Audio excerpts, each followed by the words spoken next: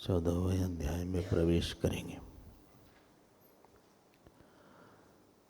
तो 14वें अध्याय का नाम क्या है? गुणत्रय विभाग योग। गुणत्रय विभाग योग इसका नाम है। तो इस अध्याय की संगति क्या है, क्या इसकी आवश्यकता पड़ी? कल आपने पुरुष और प्रकृति के विषय में देखा था। 4-5 श्लोक था, 19वें से लेके 23वें श्लोक तक पुरुष और प्रकृति का विषय था।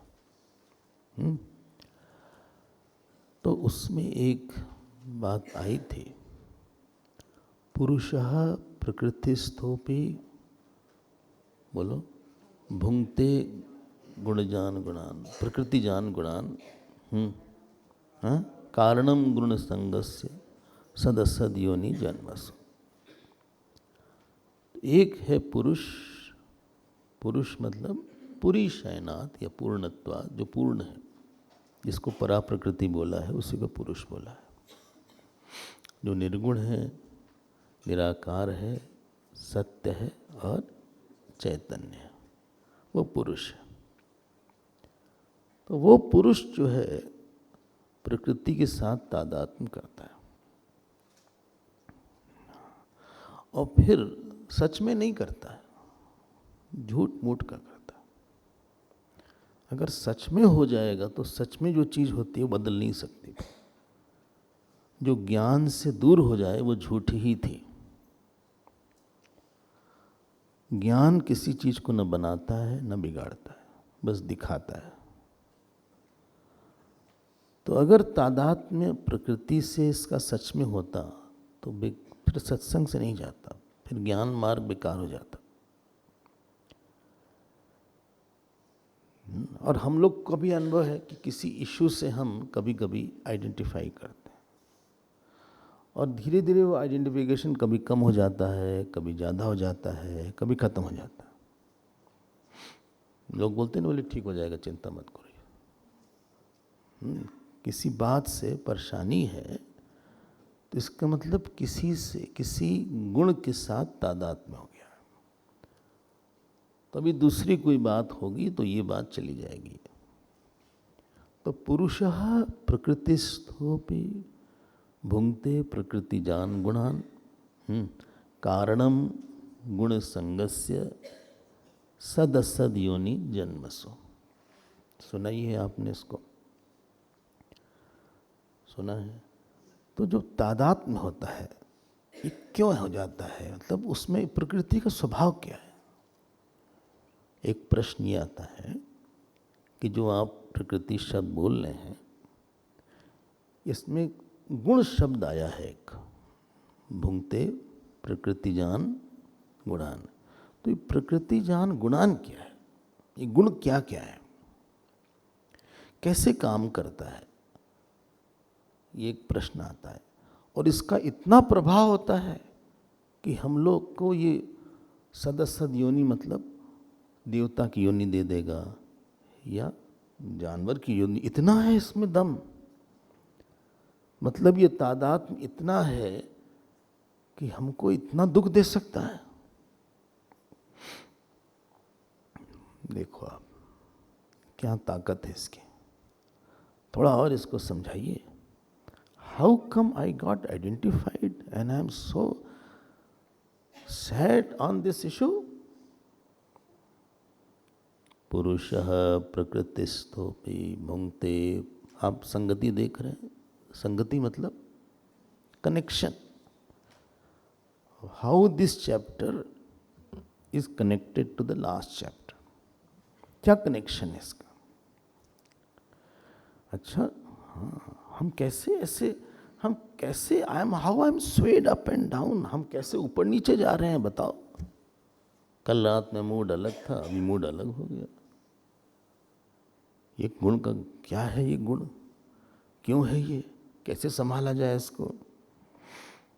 इस तरह के शायद आपके मन में प्रश्न आए, और नहीं आए तो आना चाहिए।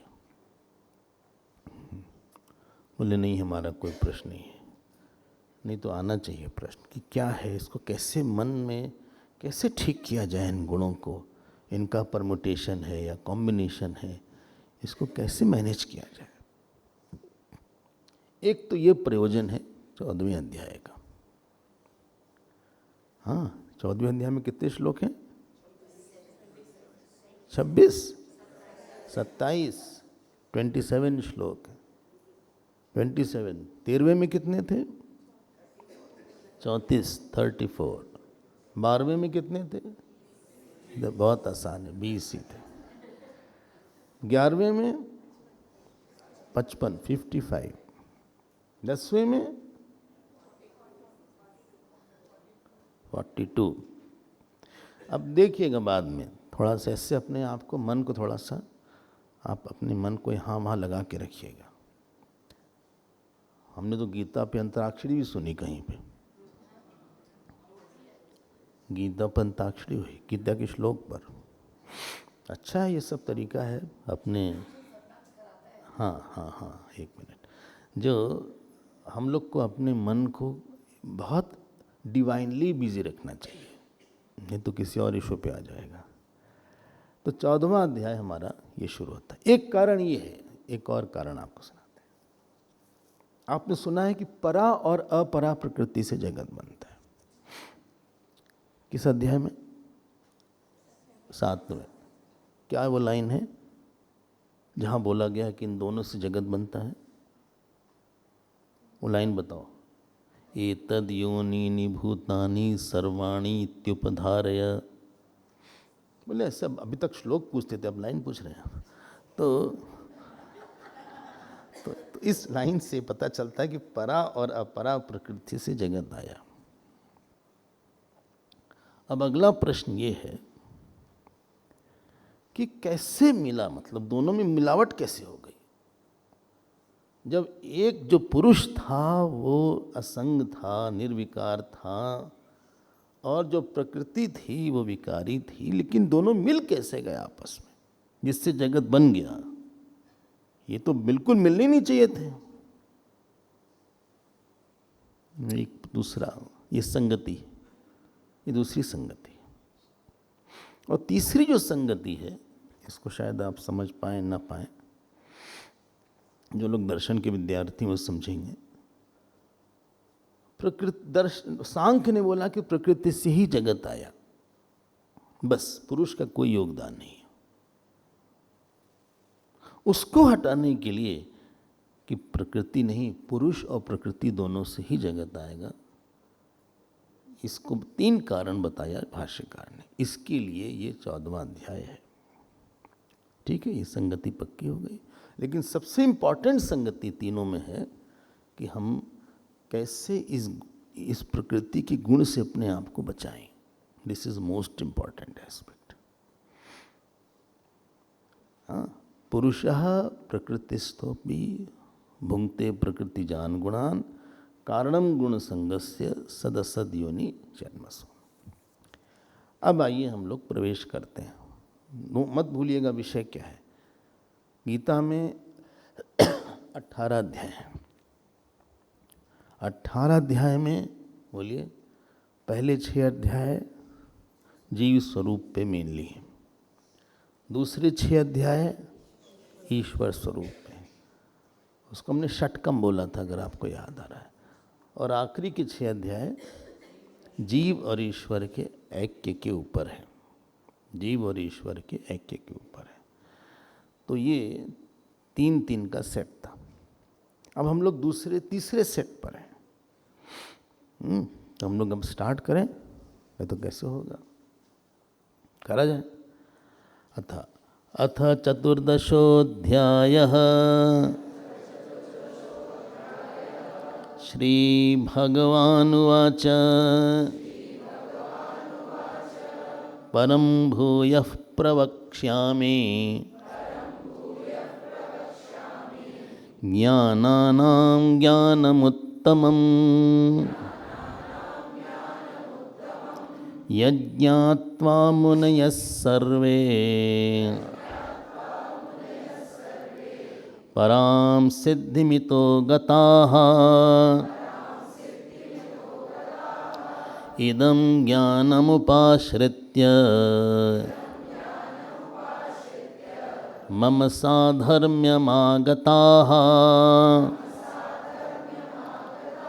सर्गेऽपि नोपजायन्ते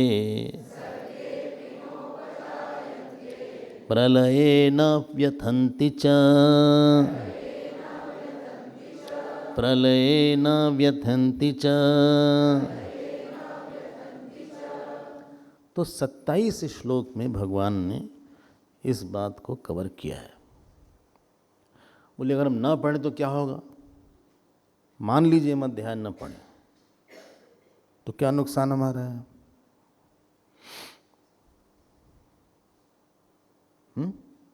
नहीं पढ़े तो ना पढ़े, क्या होगा?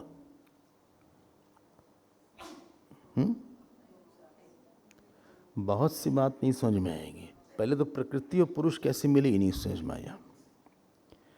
दूसरे जो हमारे अंदर गुण की रचना है,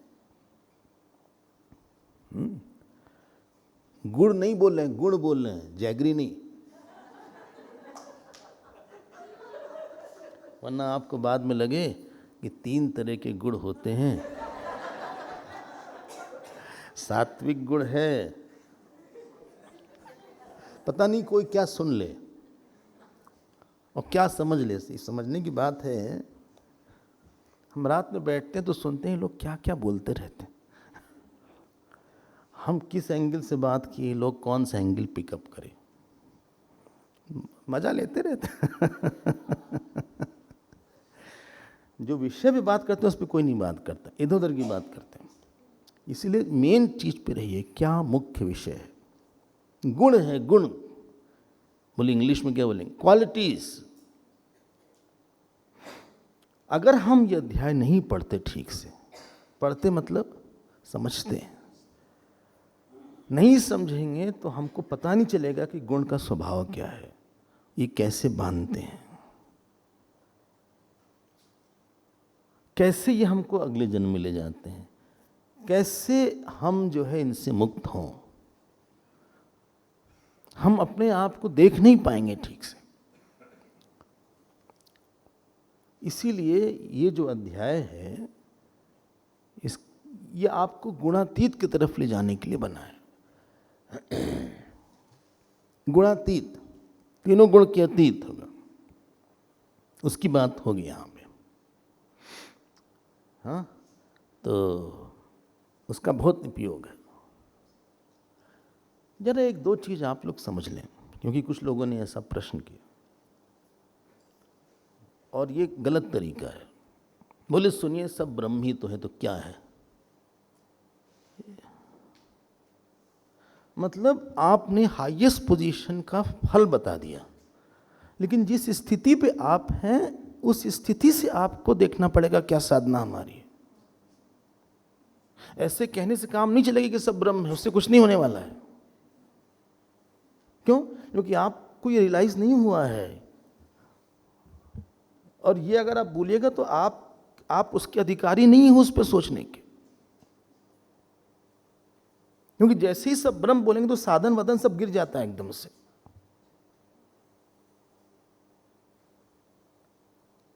और फिर जिस स्थिति पे आप हैं, आपके अंदर तो करता है, भोगता है।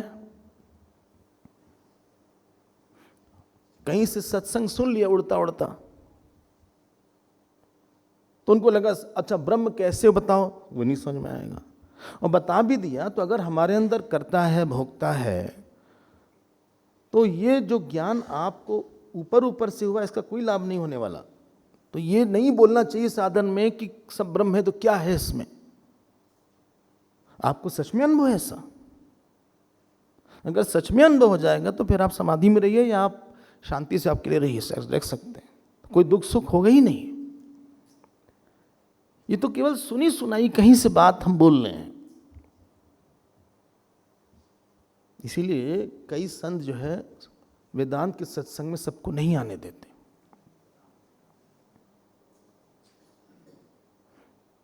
अब हम क्या करें भाई, कोई कहीं से भी आ जाता है। डरबन में भी एक है, तो वहाँ तो स्ट्रिक्ट रूल है कि मॉर्निंग क्लास में कोई आएगा ही नहीं।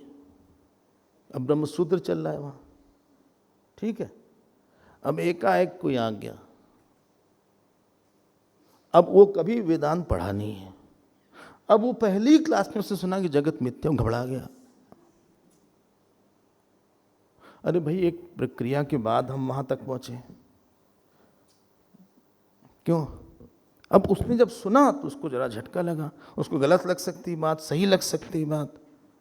गलत लगेगी तो आगे आएगा भी नहीं, सही लगेगी उसको बात तो पता नहीं क्या, किस बात को, क्या बात सोच ले, परिवार में कैसे व्यवहार करे। अब उसके अंदर कर्ता भोक्ता बहुत स्ट्रांग है।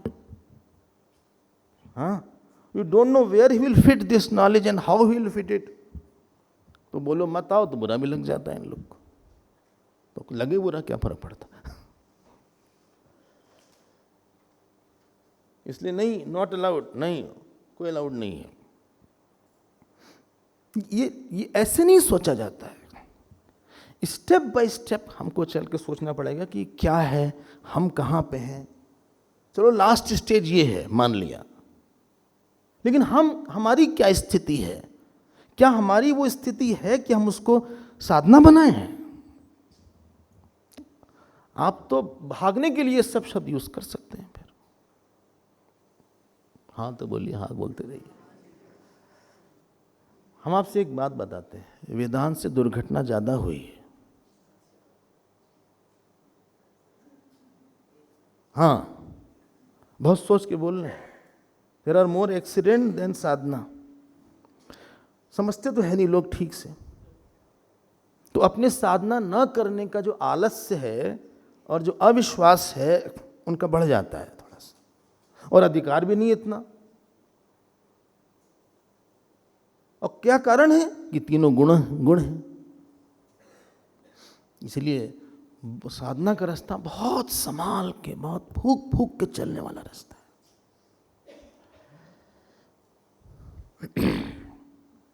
अगली बात, तो इस अध्याय में क्या क्या बातें हैं उसको तो देखते हैं अभी। लेकिन अगर हमको गुणों के बारे में बहुत अच्छी जानकारी नहीं होगी, अच्छा बता, आप बोलते हैं साइंस ने ये चीज बना दी, हवाई जहाज बना दिया या कुछ, उसने नेचर के किसी एस्पेक्ट को अच्छे से जाना फिर तो उसको बनाया। To know something is to control something. If you don't know something और somebody, then you cannot know how to control it also. किसी चीज को अच्छे से जानना, उस पर नियंत्रण करना है। हमें गुण पता नहीं, वो नहीं पता है हमको। क्या बोले, हमारे पास 3 गुण हैं। अच्छा, कौन का? सात्विक, राजसिक और तामसिक। अच्छा, हाँ, तो सात्विक गुण किसको बोलते हैं? सात्विक गुण उसको बोलते हैं जो हमारे पास अभी नहीं है। अच्छा, अब आप जब क्लियर कट बातें नहीं आप बोल पाएंगे तो उससे एक एम्बिग्यूटी बनी रहेगी, उससे एक क्लैरिटी नहीं रहेगी, स्पष्टता नहीं रहेगी।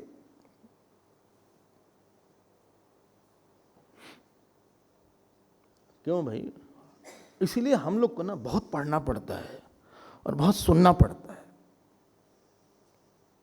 कल ये बात हो रही थी, एकेडमिक स्टडी नहीं है, ये स्पिरिचुअल स्टडी है। क्यों? आप अपने बारे में जान रहे हो। एकेडमिक स्टडी में आप इस चीज के बारे में जानते हो, फ्लावर का बॉटेनिकल नेम क्या है, तुलसी का बॉटेनिकल नेम क्या है, ये सब आप जान सकते हो। या आपने जूलॉजी पढ़ा, फिजिक्स पढ़ा, वो आप उस पर काम करके एक दूसरी चीज अपने से अलावा निकालते हैं। यहां प्रश्न है कि हमारा सुख दुख कैसे गवर्न हो रहा है। Who is governing my sorrow and Joy? हमारा मूड कौन गवर्न कर रहा है? हमारा अगला जन्म कौन गवर्न कर रहा है? हम अटैचमेंट क्या है? और चूंकि इतना गहरी है ये सब बीमारी, इसलिए इसको बहुत ज्यादा सुनना पड़ता है। इसलिए अर्जुन ने प्रश्न नहीं पूछा, लेकिन भगवान ने अपनी करुणा के निमित्त से प्रश्न का उत्तर दे दिया। क्या देखो अर्जुन, हम फिर से तुमको बता रहे हैं, तो इस अध्याय में लगभग नहीं, लगभग क्यों 27 ही श्लोक है, लगभग क्या, पहला और दूसरा श्लोक है जो विषय है। भगवान इस अध्याय का विषय बता रहे हैं और उसका फल बता रहे हैं। तुरंत उन्होंने अपना एडवर्टीजमेंट कर दिया। करना भी चाहिए भाई, यही तो इसी का तो एडवर्टीजमेंट होना चाहिए, बाकी सब तो बेकार है। तो पहला ये है, पहला दूसरा श्लोक आप काउंट करिएगा, अगर कुछ गड़बड़ी हो बीच में काउंटिंग में तो हमसे न कहिएगा। तो तीसरा और चौथा श्लोक जो है, भगवान सृष्टि कैसे होती है प्रकृति पुरुष से उसको बता रहे हैं, जबकि पुरुष जो है अविकारी है, वो कैसे प्रकृति के साथ मिलकर सृष्टि कर सकता है इसके बारे में बता रहे हैं। तीसरा और चौथा श्लोक। चलें आगे, पांचवें से लेके, पांचवें मतलब 5th से लेके 18वें श्लोक तक, 18th 19th 18 ठीक बोल रहे हैं? बोले हमने तो पढ़ा नहीं अभी ठीक से, कैसे बताएं ठीक बोले नहीं बोले। अब इसमें जो है गुणों के बारे में बताया गया है, मेन कवरेज यही है इस अध्याय का, गुणों के बारे में, गुणों के बारे में। और गुणों के बारे में 5 टॉपिक्स है जिसमें बताया गया है। There are 5 headings on which the gunas are explained here. पहला टॉपिक है गुणों के बारे में कि इसका लक्षण क्या है। सब बड़ा मिला जुला है, उसको हम सेग्रीगेट कर देते हैं। लक्षण क्या है। दूसरा है टॉपिक, ये बांधते कैसे हैं, बंधन प्रकार। पहला है लक्षण, दूसरा है बंधन प्रकार। तीसरा टॉपिक है गुण लिंग, कैसे पता लगे कौन सा गुण है। गुण लिंग, गुण लिंग, लिंग मीन्स साइन, कैसे पता लगे कि ये सत्व गुण है कि तमोगुण है।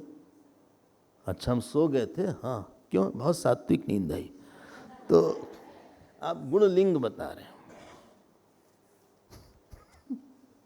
हमने कि सात्विक नींद क्या होती है भाई, बोले हमने कहा तमोगुण था कि सत्वगुण था नींद में, बोले था तो तमोगुण है स्वामी जी, लेकिन साथ में सत्वगुण भी था। अच्छा हाँ, क्यों? क्योंकि ऐसा लगे कि भगवान का दर्शन हो जाएगा। अच्छा ठीक है भाई, अब अभी देखते हैं क्या है। तो गुण लिंग है ये तीसरा। पहला है लक्षण, दूसरा है बंधन प्रकार। अंग्रेजी में बोलें क्या? चलिए इंग्लिश में बोल देते हैं। First is characteristic, second is how it binds, and third is what are the signs. लिंग, गुण लिंग, शिवलिंग नहीं, गुण लिंग बोल दें, कुछ तक कुछ सुन ले। और चौथा है गति, गति गति, स्पीड नहीं,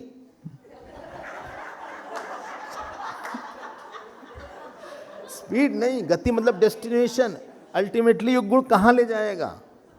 अपना दिमाग ना लगाएं तो अच्छा है। सुने तो गति मतलब डेस्टिनेशन क्या है, अल्टीमेटली कहाँ ले जाएगा। ये कोई गाड़ी है क्या स्पीड होगी उसकी। तो तीसरा है गति, गति मतलब डेस्टिनेशन, अल्टीमेटली कहाँ ले जाएगा। फिर से बोल दें, लक्षण नंबर, फिर बंधन है, फिर लिंग है, फिर गति है। अंग्रेजी में बोल दें, कैरेक्टरिस्टिक है, हाउ इट बाइंड, सेकेंड है what is the science, and what is the destination, ultimately what is the destination of this particular गुण। थर्ड पॉइंट, फोर्थ, नहीं 4 हो गया है, 4 हो गया है। हाँ, ये 5वां है जो बोलने जा रहे हैं, अभी कहाँ बोला। तो जो 5वां है फल, व्हाट इज द फ्रूट। बोले गति और फल में अंतर क्या है, गति और फल में अंतर क्या है। गति शरीर के बाद है और मन इसी लोक में रहते हुए, फल इसी लोक में रहते हुए। While living what is fruit, वो फल है। और वो जब हमारा शरीर छूटेगा कहाँ ले जाएगी, वो जो है गति है। ठीक है, 5 टॉपिक बोल दिया आप। करेक्टरिस्टिक है, पहला है, अब बार बार हम बोल रहे हैं, हम बाद में नहीं बोलेंगे, इतना आप रजिस्टर कर लीजिएगा। अच्छा, ये सब कोई नहीं बताता हमको शाम को कि ये आपने बोला, ये हमने समझा, नहीं समझा, उठ पटांग बात करते लोग। तो पहला है गति, पहला है करेक्टरिस्टिक या लक्षण, दूसरा है हाउ इट बाइंड्स, बंधन, तीसरा है लिंग क्या है उसका, साइन क्या है, चौथा डेस्टिनेशन या गति क्या है, और पांचवा फल या fruit while living. Please put this point. ये विषय है 3 श्लोक से लेकर 18वें श्लोक तक। है? 5वें से आप 3 सुने, कोई बात नहीं, होता है ऐसा। तो 5वें श्लोक से लेके 18वें श्लोक तक ये विषय है। 19वें और 20वें श्लोक में गुणातीत का वर्णन है। 19वें और 20वें श्लोक में गुणातीत का वर्णन है। Who has transcended the 3 gunas and how he has transcended, what is the meaning of transcending the 3 gunas. 3 गुणों के अतीत जाने का अर्थ क्या है और क्या जरूरत है उसमें जाने की, हम इसी गुण में ही रहेंगे। तो ये है 19वें और 20वें श्लोक का विषय। 21वें श्लोक में अर्जुन ने प्रश्न पूछा है, गुणातीत के बारे में और प्रश्न किया अर्जुन ने 21वें श्लोक में। ठीक चल रहा है। 22वें श्लोक से 27वें श्लोक तक ज्ञान निष्ठा का विषय है। जो गुणातीत हो जाता है उसकी ज्ञान निष्ठा कैसे होती है, वो कैसे चलता है, क्या सोचता है, कैसे रिस्पॉन्ड करता है। इन शॉर्ट एक शब्द में, हाँ, ज्ञान निष्ठा है 22वें से 27वें श्लोक तक।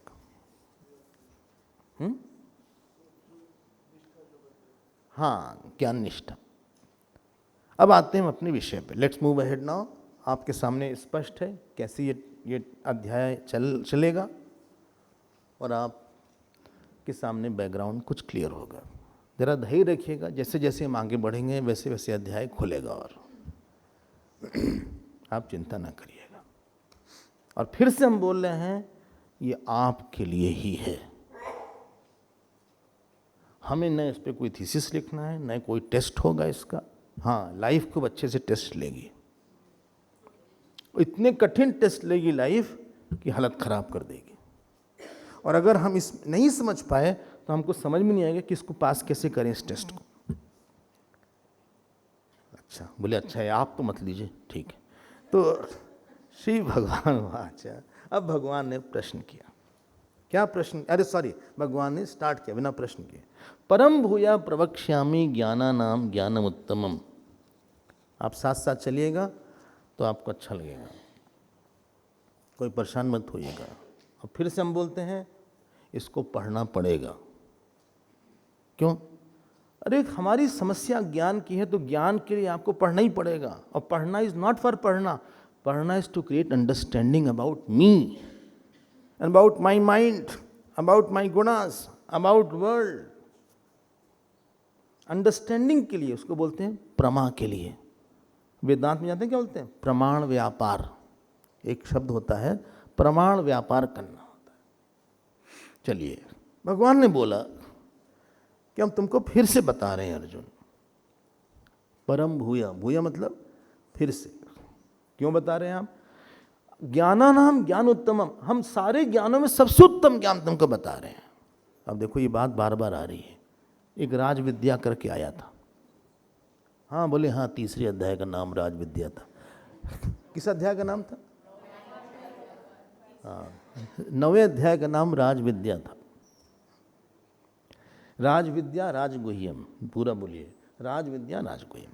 अब हम फिर से तुमको बता रहे हैं, सारे ज्ञानों में सबसे श्रेष्ठ ज्ञान है। और ये भी आया था अध्यात्म विद्या विद्या नाम। किस अध्याय में आया था? 10th अध्याय में, 10वें अध्याय में, जब विभूति योग बता रहे थे ना, उसमें आया था। सारे ज्ञानों में सबसे उत्तम ज्ञान क्यों है? यहाँ ज्ञान का मतलब अमानितम इत्यादि नहीं है, कल वाला मिक्स मत करिएगा। Hello, attention needed. कल ज्ञान का अर्थ दूसरा था, जो श्लोक नंबर 7वें से लेकर 11वें तक था। इति ज्ञानम इति प्रोक्तम अज्ञानम। ये यहाँ पे ज्ञान का मतलब ये नहीं है। इसीलिए कोई पूछे ना कि ज्ञान मतलब क्या, तो उत्तर मत दीजिए, पूछे कहाँ आया है। आप तो फट से उत्तर दे दिए। अब मान लो इस दृष्टि से पूछ रहा है वो, और लोग तो प्रश्न जो करते हैं ना, अलर्ट अप करते हैं ना, उसका हेड एंड टेल कुछ होता ही नहीं। कभी कभी क्या प्रश्न है, कहाँ से आया ये प्रश्न, कौन सी बात है, उसके बारे में कुछ नहीं बोलते। चलिए, तो सारे ज्ञानों में उत्तम ज्ञान क्यों है, ये हमने कई बार बोला है। क्यों? ये ज्ञान जो है आपके अहम के अज्ञान को, अहम में अनंतता के अज्ञान को दूर करता है। हमारी समस्या परिस्थिति नहीं है, हमारी समस्या परिस्थिति के साथ अटैचमेंट है। हमारी समस्या परिस्थिति के साथ अटैचमेंट इसलिए है क्योंकि हम अहम को नहीं जान पाए कि अटैच नहीं हो सकता। अहम के बारे में चूंकि हम मानते हैं कि ये छोटा है, अहम अपूर्ण है। हाँ, अहम अपूर्ण है, हम छोटे हैं, हम जीव हैं, हमसे काम नहीं हो रहा है कुछ। देखो कितनी हमारे अंदर ये सब मान्यता भरी हुई है, और ठूस ठूस के भरी हुई है। कोई बोल देना कि सुनो तुम बड़े बेवकूफ़ टाइप हो वैसे, तो हमें दुखी हो जाएगा। और गुरु कब से बोल रहे हैं तुम आनंद स्वरूप हो, वो नहीं मान पाया। लेकिन उसने बोला कि तुम बेवकूफ़, तुरंत मान लिए। बोले तुमने हमको क्या बोला, हम बेवकूफ़ लगते हैं तुमको? अगर आप उसकी बात को पूरी तरह झूठ मानते तो क्यों लड़ते? क्योंकि आपने सच माना, तभी आप जस्टिफाई कर रहे हैं।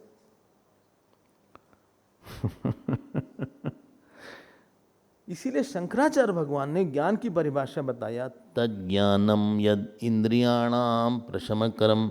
ज्ञान वो है जो मन इंद्रिय को शांत कर दे, शांत कर दे मन को, इंद्रिय को। तो उत्तम ज्ञान क्यों है ये?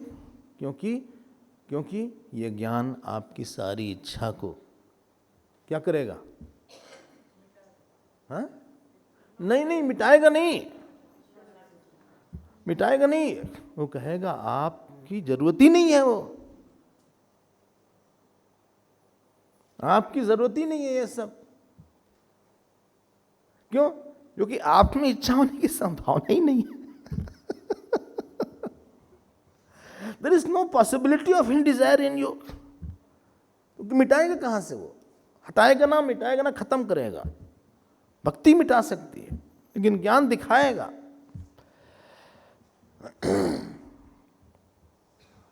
हमने बोला ना, एक बार हमको पेट में दर्द था। हाँ, तो पेट में नीचे की तरफ दर्द था। तो हमने कल्पना किया कि हमारी किडनी में दर्द है, और किडनी का फिर ऑपरेशन भी होगा। ये सब कल्पना में हो रहा है। हाँ, उम्र होगी 10 साल की,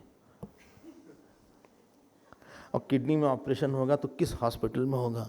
हम हॉस्पिटल भी सोच लिए,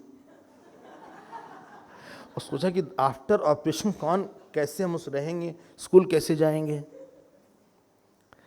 तो हम डॉक्टर के पास गए, अकेले गए, घर में नहीं बताया। हमने कहा सब चिंता करेंगे, तो डॉक्टर के पास चले गए ऐसे ही। वो कंपाउंडर था, उससे पूछा कि भाई यहाँ पे अच्छा अस्पताल आप बता दीजिए, और बहुत दर्द तो नहीं होता है। तो डॉक्टर ने, कंपाउंडर ने कहा दर्द तो होगा, अगर कुछ ऑपरेशन होगा तो कुछ दर्द होगा। अब हम डॉक्टर के पास गए, डॉक्टर से कहा सुनिए हमारी किडनी में दर्द है, ऐसा कुछ मत करिएगा कि अच्छे हॉस्पिटल में भेजिएगा, ऑपरेशन ठीक से हो हमारा।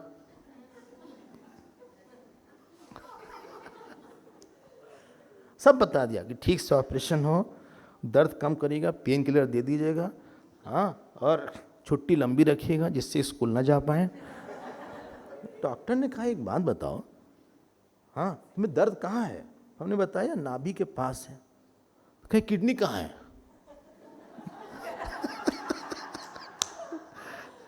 हमें अभी भी याद है, वो डॉक्टर खूब सुने हंस के।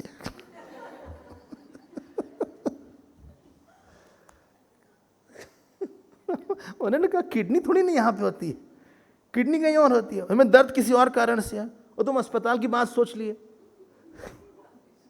तुम्हें जरूरत ही नहीं है सब कुछ, क्योंकि तुम्हें उस तरह का दर्द ही नहीं है, तुम्हारी किडनी एकदम ठीक है। उन्होंने हमारे दर्द को, हमारे अस्पताल को मिटाया नहीं, ये हमको दिखाया गया, यू डोंट नीड इट। बोले तुमको दवाई भी नहीं देना है, तुम नींबू पानी वगैरह पी लो, कुछ शिकंजी ले लो। हमने कहा नहीं, 1 हफ्ते से दर्द है। बोले ले लो, कुछ ऐसे ही ले लो, खेलो खा लो, तब ठीक हो जाएगा। लेकिन उनकी जो हंसी हमें खूब याद आती है, कम से कम 3-4 मिनट तक खूब हंसे वो। और हमको लगा हंस रहे हैं, एक तो हमको दर्द है, हंस रहे हैं। और फिर उन्होंने कहा कि किडनी कहाँ होती है। हमने कहा यहाँ। कहा किसने बताया तुमको? वेदांत आपको ये बताएगा, हाँ अटैचमेंट नहीं बताएगा। बोले तुम अटैच हो ही नहीं सकते किसी से, तुम्हारे अंदर दुख हो ही नहीं सकता है। लेकिन हमको मालूम पड़ता है, गलत मालूम पड़ता, हो ही नहीं सकता, हमारे अंदर पॉसिबिलिटी नहीं है।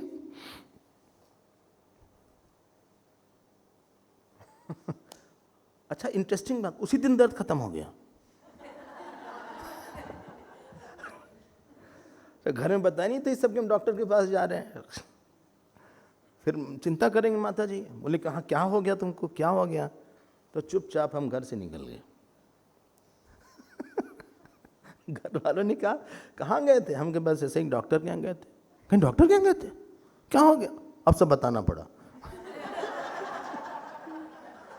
जानते क्यों? क्योंकि डॉक्टर घर वालों जानते थे, वो बता देते। एनीवे, हम लोग को लगता है हम बहुत अटैच्ड हैं, हमारी बहुत समस्या है, हम परेशान हैं, मेरा बेटा है, मेरी बेटी है, ये है, हमारी शादी ठीक नहीं हुई, हमारी शादी क्यों हो गई, हमारी शादी क्यों नहीं हुई, हर तरह की प्रॉब्लम है। जिसकी शादी हो वो कहता है क्यों किया, नहीं हो बोलते क्यों नहीं हो रहे। भगवान दोनों पे मुस्कुराते रहते हैं। हम सच बता रहे हैं, मैक्सिमम लोग जिसने शादी किया होगा, यहाँ जितने बैठे हैं, हम उनसे पूछते हैं, एक आपसे प्रश्न है, एक प्रश्न हमारा है, जब आपका अगला जन्म होगा फिर आप शादी करिएगा?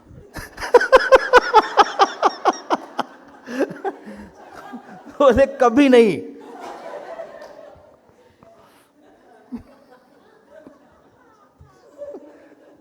इस जन्म में बहुत हो गया, बहुत समय लगा। नहीं शादी अच्छी थी, ऐसी कोई गड़बड़ी नहीं थी, लेकिन हमें पूरा टाइम नहीं मिल पाया। हम जितना इन्वॉल्व हो सकते थे, आपकी बहुत सेवा करते, शादी नहीं होती तो तब तो अच्छा हुआ हो गई।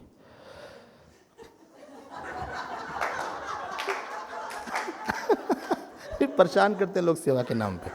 तो ये है, जिसकी नहीं हुई वो बोलता हमारी शादी करवा दीजिए। उसको पता नहीं, आप जितने शादी वाले होंगे सबका इंटरव्यू लो।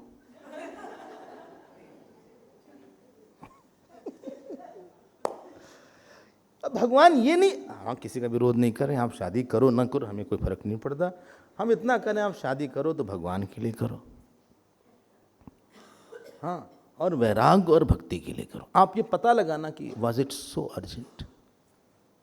कोई भी चीज, my association with anybody what I wanted, you will discover it was redundant, not required. लेकिन हमको पता नहीं था कि हम इसके बिना में रह सकते। तो वेदांत आपकी कामना को नष्ट नहीं करेगा, आपको बताएगा कि तुम्हारे में तो कामना की पॉसिबिलिटी नहीं है यार, तुम्हारे में दुख की पॉसिबिलिटी नहीं है, इसीलिए ज्ञानानाम ज्ञानोत्तमम है।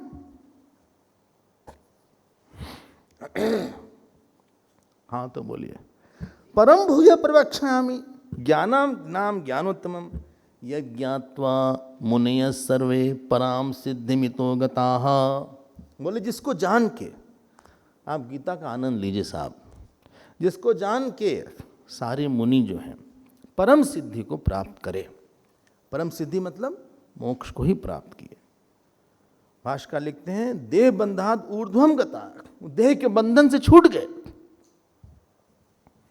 सबसे बड़ा बंधन यही है। अच्छा हाँ, अच्छा अगला श्लोक देखते हैं। इदं ज्ञानमुपाश्रित्य मम साधर्म्यमागताः सर्गेऽपि नोपजायन्ते प्रलये न व्यथन्ति च। भगवान ने बोला कि इस देखो 2 श्लोक के इंट्रोडक्शन का था, अगर आपको याद होगा। अगर हम नहीं भी उसको बोले ना तब आप रिलेट कर लेना कि पहला दूसरा श्लोक इंट्रोडक्शन था और फल था। तीसरे से 18वें श्लोक तक गुण के बारे में 5 बात थी। फिर 19वां और 20वां श्लोक गुणातीत पे था। फिर 21वां श्लोक अर्जुन का गुणातीत के बारे में प्रश्न था। फिर 22वें से 27वें श्लोक तक उसी गुणातीत ज्ञान निष्ठा कैसी होती है उसको बताया था। हम हर बार रिपीट ना करें, लेकिन हम बोलेंगे। अगर याद आ गया तो बोलेंगे, नहीं याद आया तो आप समझ लीजिएगा प्लीज़। तो भगवान यहाँ बोलते हैं, अर्जुन सुन रहे हो? बोले हाँ ऑफ कोर्स सुन रहे हैं, और क्या कर रहे हैं। हमारे ख्याल से इन लोग रथ पे बैठ गए होंगे, इतना लंबा प्रवचन हो रहा है। कब तक खड़े रहेंगे इससे, और बाकी लोग कोल्ड ड्रिंक वगैरह ले रहे होंगे। तो इदम ज्ञानम उपाश्रित्य, इस ज्ञान के आश्रित होने पे अब क्या होता है, मम साधर्म मांगता, लोग हमारे धर्म हमारे तरह हो जाते हैं। मतलब हमारे भी 3-4 हाथ हो जाएंगे, हम भी भगवान की तरह सुंदर हो जाएंगे। नहीं, वो तो कभी नहीं होगा। जब यहां मम साधर्म मांगता मतलब नहीं भगवान हो जाएंगे, मत स्वरूपता मांगता। बोलो, जो ईश्वर स्वरूप था, ईश्वर स्वरूप आया था 7वें अध्याय में भी आया, 7वें अध्याय में, उसके बाद 9वें अध्याय में। ईश्वर स्वरूप जो था क्या था, मत परतरम नान्यत किंचिदस्ति धनंजय।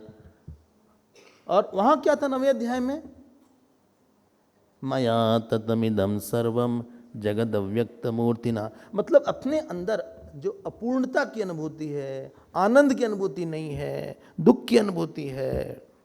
अच्छा, मिस करते हैं। किसको मिस करते हैं? अरे क्या क्या बताएं, बहुत मिस करते हैं। आपका नाम क्या है? मिस पांडे। या मिस किसको करते हैं? अरे बहुत कुछ मिस करते हैं। आपसे सब बात नहीं बता सकते स्वामी जी, आप स्वामी जी हैं। अच्छा ठीक है। तो इतनी चीजें हम मिस करते हैं। हमें अंदर बहुत खालीपन लगता है। अच्छा हाँ, अभी तो पेट में लग रहा है क्योंकि नाश्ता नहीं किया था, लेकिन हम में भी खालीपन है। अगर यही नाश्ता 6 बजे हो जाए, 6 बजे हो जाए तो हमें जरा मतलब भरा भरा लगेगा, फिर ठीक से क्लास में नींद आएगी।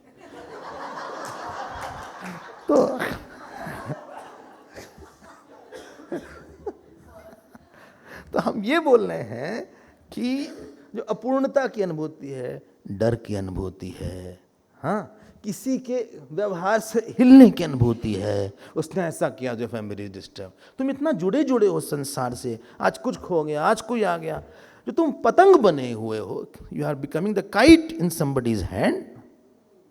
तुम एक पतंग बने हो, कोई ऊपर ले जाता है, कोई नीचे, ये सब तुम पतंग नहीं बनोगे। इसको बोलते हम साधर्म में मांगता।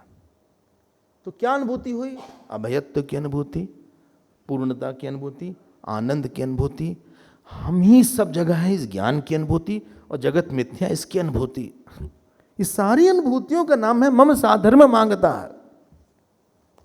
बोले वाह भगवान, भाई तो बहुत अच्छा आपने बताया।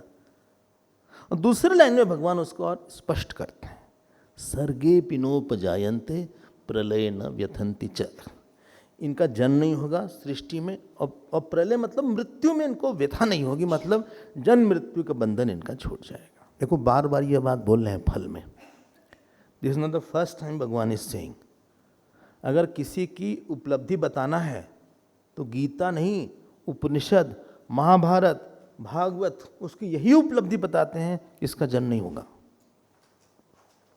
और जन्म नहीं होना इज अ साइन आपके पास पूर्णता का अनुभव है, आपके पास ब्रह्म का अनुभव है। तो पहले 2 श्लोक में भगवान ने फल बता दिया और ज्ञान के बारे में बता दिया।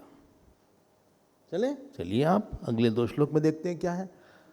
अगला 2 श्लोक फिर हम आपसे बोलेंगे थोड़ा मिस इंटरप्रेटेड है। क्यों मिस इंटरप्रेटेड है? जब तक कि हम लोग अपने गुरुओं से नहीं सुनते ठीक से, और सुनने के बाद अगर कुछ प्रश्न हो तो आप पूछिए जाकर उनसे। ऐसे नहीं कि आपने कुछ मान लिया। अब आप सोच सकते हैं कि 6-7 दिन में कितना मुश्किल होता है सारी बात बताना। तो अब भगवान बोलते हैं, और तीसरा और चौथा श्लोक थोड़ा सा इम्पॉर्टेंट है। आप ध्यान दीजिएगा तो बहुत आसानी से समझ में आ जाएगा, नहीं ध्यान दीजिएगा तो बहुत मुश्किल लगेगा। मम योनिर्महद् ब्रह्म तस्मिन् गर्भं दधाम्यहम् संभवः सर्वभूतानां ततो भवति भारत सर्वयोनिषु कौन्तेय मूर्तयः सम्भवन्ति याः तासां ब्रह्म महत् योनिः अहं बीजप्रदः पिता। अब भगवान यहाँ पे अब बता रहे हैं कि पुरुष और प्रकृति का संयोग कैसे हो गया। वो तो होने नहीं चाहिए था, और उस संयोग से सृष्टि हो गई, दूसरी बात है वो। लेकिन जब पुरुष निर्विकार था, निर्गुण था, तो उसमें संयोग कैसे उसका हो गया? कैसे मिल सकते हैं प्रकृति पुरुष? चले आप? बोले चलिए। अब भगवान कहते हैं सच पूछो तो नहीं मिले, सच्ची बात तो यही है। बोले आप सच बात क्यों नहीं बोल देते हैं? क्योंकि तुमको जगत से परेशानी हो रही हो, तुमको पता लग रहा है कि जगत है। तब अच्छा एक बात बताओ, प्रकृति पुरुष की मिलने की कल भी हमने शाम को बोला था कि संभावना नहीं है। क्यों? क्योंकि एक निर्गुण सगुण से मिल नहीं सकता, निराकार साकार से मिल नहीं सकता, और क्या था? सत असत से मिल नहीं सकता, और क्या था? चेतन जड़ से मिल नहीं सकता। तो मिला कहाँ ये फिर? जहां संभावना न हो लेकिन भावना हो, उसको बोलते हैं मिथ्या। मिला नहीं है। भावना बिना संभावना के है। Perception without possibility is dissipation.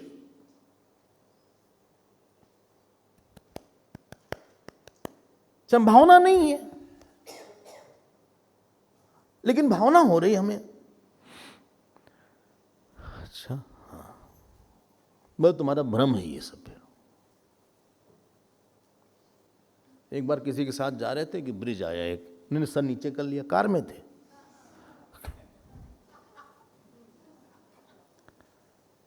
थे, तुरंत नीचे कर लिया। ऊपर से एक ओवर ब्रिज होता है जिसमें ट्रेन जाती है ना, तो हम देखे उनका, हमने कहा शायद बाई मिस्टेक हो गया ऐसा, लेकिन हमने देखा दूसरा भी, फिर कार भी नीचे कर लिया। हमने कहा एक बात बताइए, ब्रिज तो बहुत दूर है और आपका सर इतने नीचे हो, कार में भी हम लोग, आप नीचे क्यों कर रहे हैं सर? बोले ऐसा हुआ, एक बार हम जा रहे थे तो सर से टक्कर हो गई, कहीं पे नीचे नहीं झुका पाए, तो इस हिसाब से हमारा ऐसा माइंड गड़बड़ हो गया है।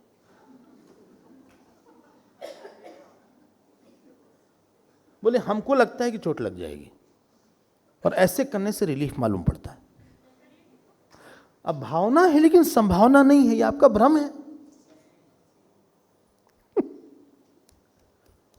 तो भावना तो है इसकी, क्या कि जगत बन गया। ध्यान से सुनिएंगे ये सब बात, हर बात किताब में नहीं मिलेगी ना कमेंट्री में मिलेगी, आपको खुद मनन करना पड़ेगा।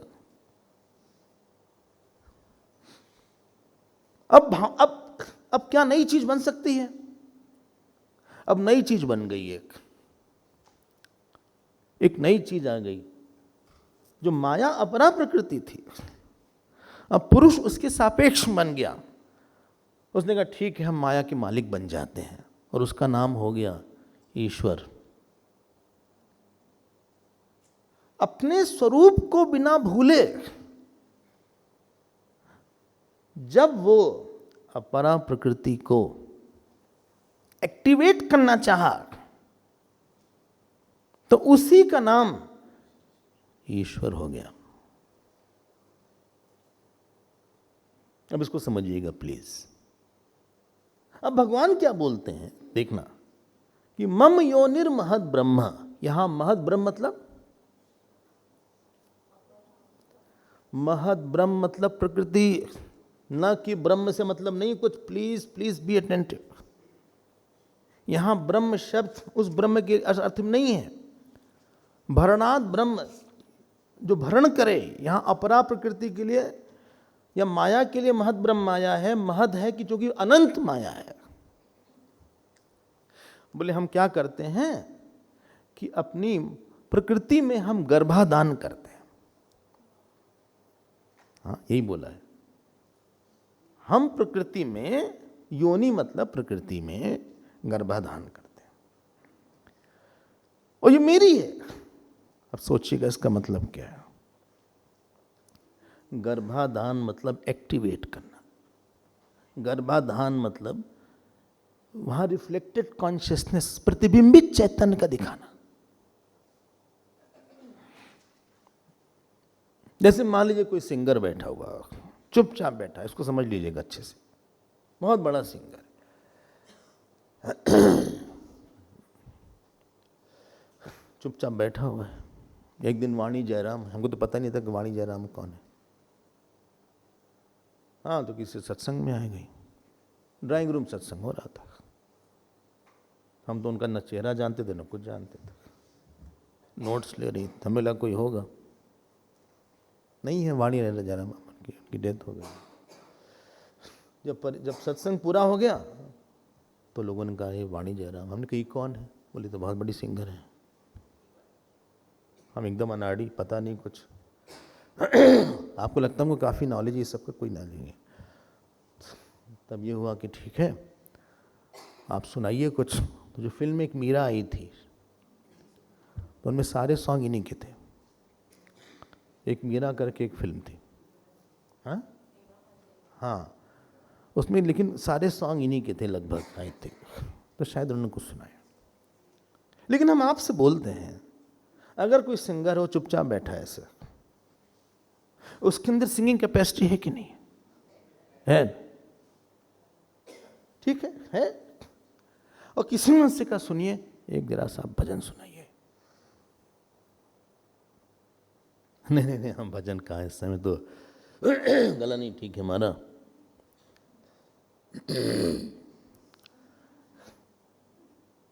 जो भी आप उसी गले सुना दीजिए, जैसा भी है।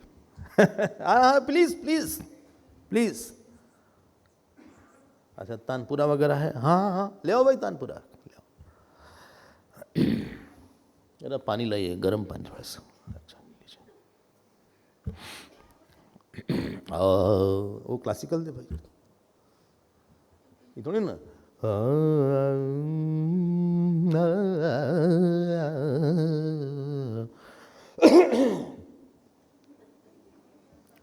श्री रामचंद्र। देखो, जब उन्होंने गाना शुरू किया, उन्होंने उस शक्ति में अपना गर्भाधान किया। He activated that power of singing. हम भजन नहीं गाएंगे, वो टॉपिक नहीं है। वो उनकी शक्ति थी।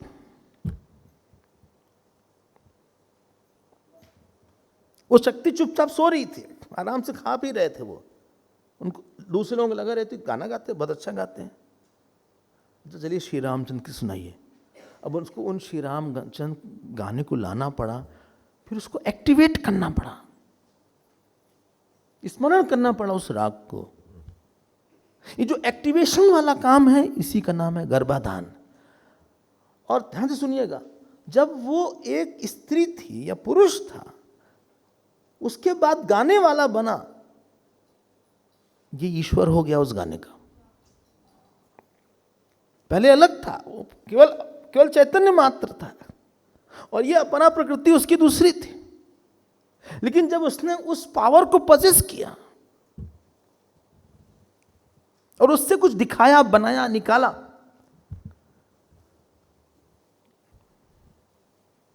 नहीं कल क्लियर है ना हो तो फिर से बताए।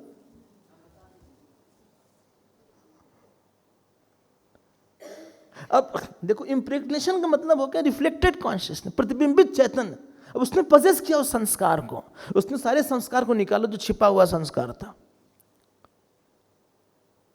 अच्छा, हाँ, बोले सुनिए वही वाला सुनाइएगा। कौन सा? वही श्री रामचंद्र कृपाल भजमन हरण भय दारुणम।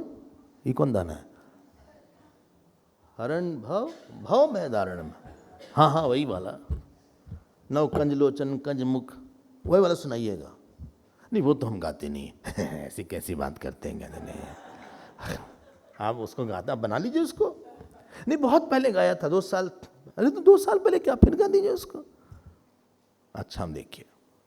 हाँ भाई तबला लगाओ। श्री रामचंद्र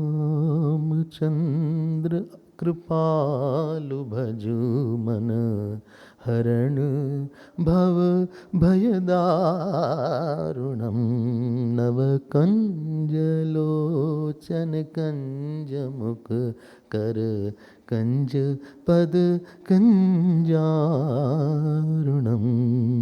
श्री राम श्री राम। आप समझ गए क्या कहना चाह रहे हैं? गलत कह रहे हैं क्या? कभी कभी लोग हमसे प्रश्न कहते हैं, जानते क्या प्रश्न पूछते हैं? स्वामी जी एक बात बताइए, ये 3 अध्याय का जो 5वां श्लोक है उसमें भगवान ने मिथ्याचार क्यों बोला उसको?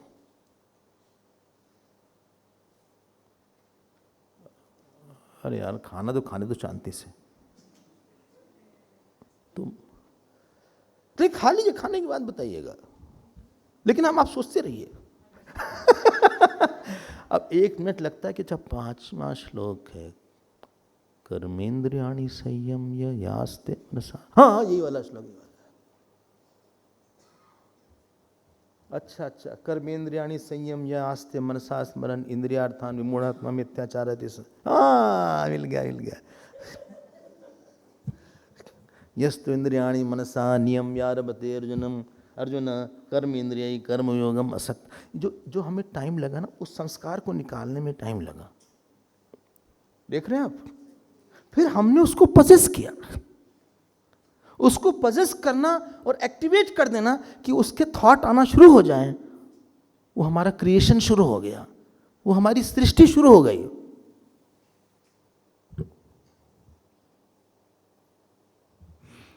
Okay, I hope this point is clear now. हाँ बहुत ही क्लियर हो गया। मतलब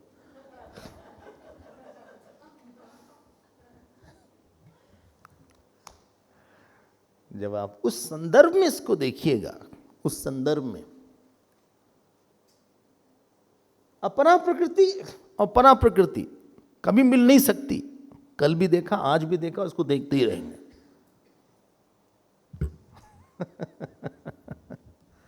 लेकिन अगर मिलती है तो माया से मिलती है। और फिर यहां भगवान बोलते हैं, क्या बोलते हैं बताओ? हम उस महत ब्रह्म प्रकृति में गर्भाधान करते हैं। गर्भाधान मतलब क्या सर?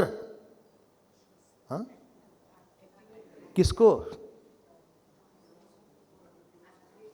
मतलब जो पिछले जन्म के सारे जीव थे, उनके सारे कर्म थे, उनके सारे कर्म फल थे, उनका स्मरण आ जाता है।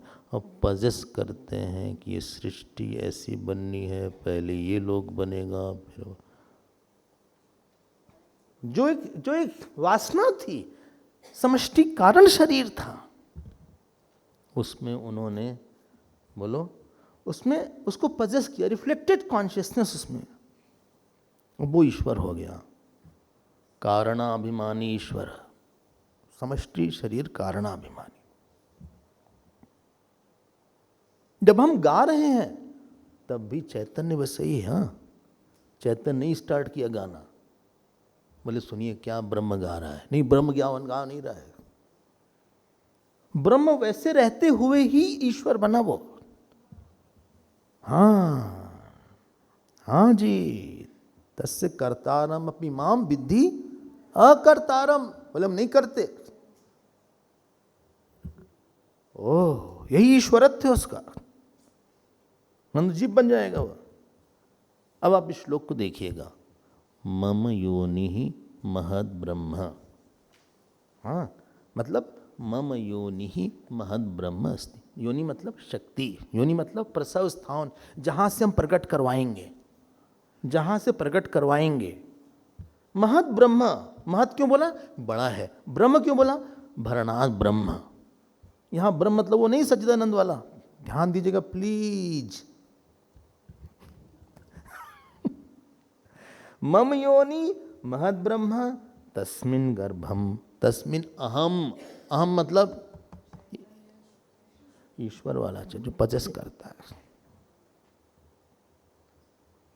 तस्मिन अहम, वो उस परा प्रकृति अब ईश्वर के रूप में बोल रहा है।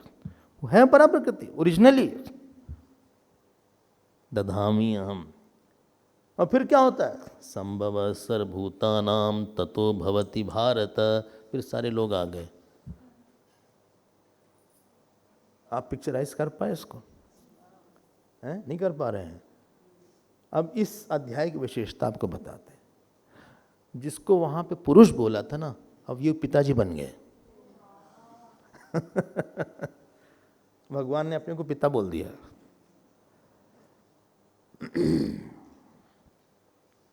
कैसे बोला? आप समझ गए इस बात को।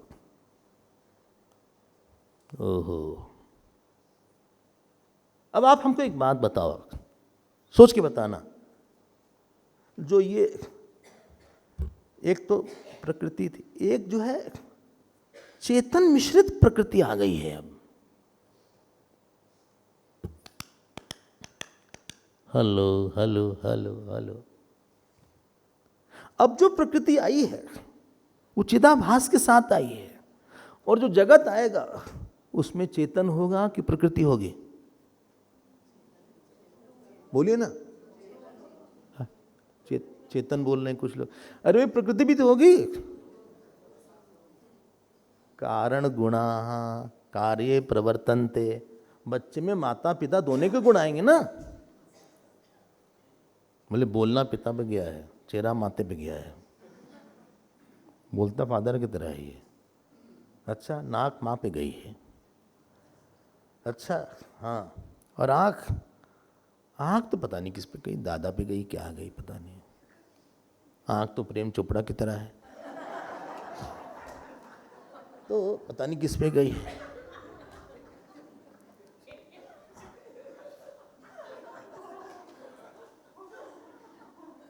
एकदम अपनी मम्मी पे गया है, एकदम अपने पापा पे गया है।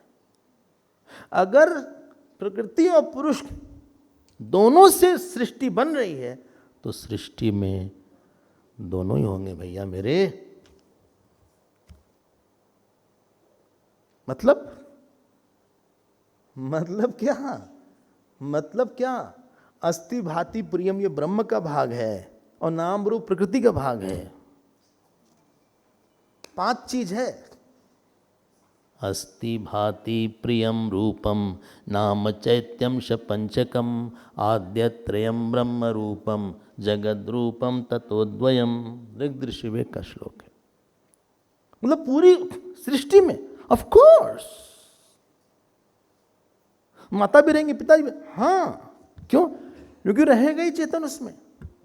अगर चेतन ना होता तो प्रॉम्प्टर नहीं होता। प्रकृति जड़ है, जड़ खुद को नहीं प्रॉम्प्ट कर सकती है। जड़ का एक लक्षण है which can not prompt itself. उसको कोई और चलाने वाला चाहिए। स्वतः प्रवृत्ति असंभवात। कार खुद नहीं चल सकती है, कोई चलाने वाला चाहिए। तो प्रकृति अगर होती है, ये प्रकृति से महत बना, महत से अहंकार बना, और अहंकार से इत्यादि बना, पंचमहाभूत बने, तो कोई प्रॉम्प्टर होगा उसका लगातार, कोई प्रेरक होगा। इसलिए सब चीज में, प्रकृति की सारी चीज में तीनों गुण होंगे, सत्वगुण, रजोगुण, तमोगुण, और चेतन भी होगा। बोले इसमें भी? ऑफ कोर्स इसमें भी रजोगुण है, ऑफ कोर्स, तभी तो मूव कराइए, ब्लॉसम किया ये। बोले इसमें सत्वगुण भी है, ऑफ कोर्स, क्यों? तभी तो ये प्रकाश आने पे इसका रिस्पांस दूसरा होता है, ये कैच करता है। तमोगुण में? हाँ ऑफ कोर्स, क्यों? क्योंकि तभी तो ये स्थिर है, ज्यादा नहीं समझता, वरना प्रवचन में ये फूल ऐसे ऐसे झूमता थोड़ा सा या मुरझा जाता, अच्छा ना होता था डिपेंड करता कैसा इनका प्रवचन ऐसा हो कि फूल भी मुरझा गए आसपास के। आजकल ऐसा है कि म्यूजिक सुनाते हैं फ्लावर्स को, तो जिन फ्लावर को म्यूजिक सुनाते हैं वो ज़्यादा अच्छे से पैदा ब्लॉसम करते हैं। कुछ तो सत्वगुण है इनमें, ऐसा हमने नहीं सुना है म्यूजिक, ऐसा हमने सुना लोगों से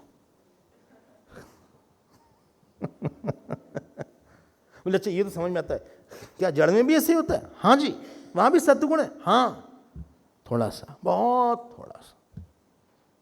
तमोगुण ज्यादा है, बहुत हैवी तमोगुण है, और हमारे में तमोगुण हाँ नहीं, कुछ नहीं।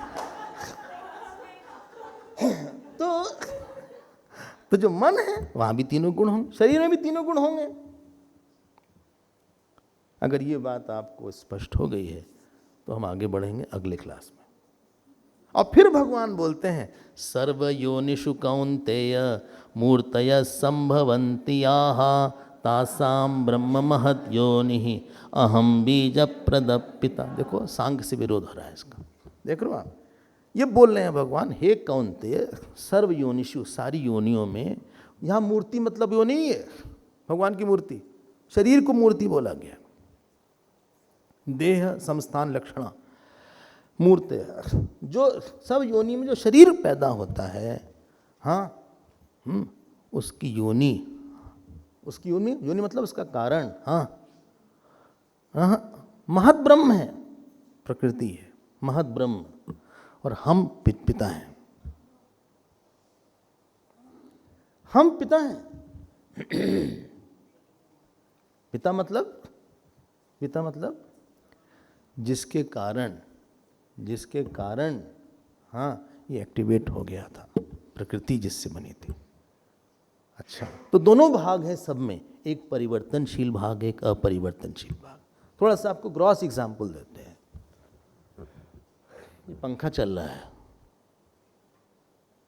आपको हवा भी लग रही होगी शायद, लग रही है हवा पंखा की लग रही कि एसी की लग रही है, कि दोनों की लग रही है? दोनों की लग रही है, फिर भी गर्मी लग रही है। अच्छा, ठंड लग रही है। अच्छा, तो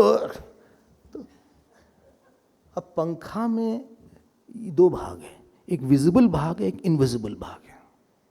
जो विजिबल भाग है वो प्रकृति है, जो इनविजिबल भाग इलेक्ट्रिसिटी है वो पुरुष की तरह है, मिक्सचर है दोनों का। पंखा चल नहीं सकता अगर केवल पंखा हो। इलेक्ट्रिसिटी को आप मान लीजिए कि चेतन की तरह है, इलेक्ट्रिसिटी नहीं चल रही है, उसके प्रेजेंस में पंखा चल रहा है, और जो मूविंग वाला पार्ट है वो प्रकृति का है। ये जस्ट एग्जांपल है, लिटरली मत लीजिएगा, ठीक है? बोले बिल्कुल ठीक है। हमारा शरीर है, इसमें दो भाग है, एक तो जो दिख रहा है और दूसरा है उसको एक्टिवेट कर रहा है, जिसके कारण सेल्स बन रही हैं, बिगड़ रही हैं, वो चेतन वाला भाग है, जिसको बोलते हैं लाइव बॉडी। इतनी बात तो स्पष्ट हो गई होगी। तो 4 श्लोक तो हो गया, और 5वें श्लोक से हम अगली कक्षा में आपके पास आएंगे।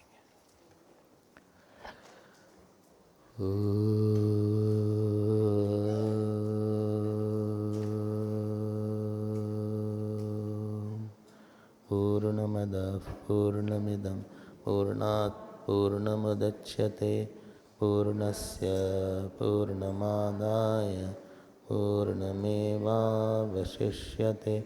ओम शांति शांति शांति। हरि ओम श्री गुरुभ्यो नमः। हरि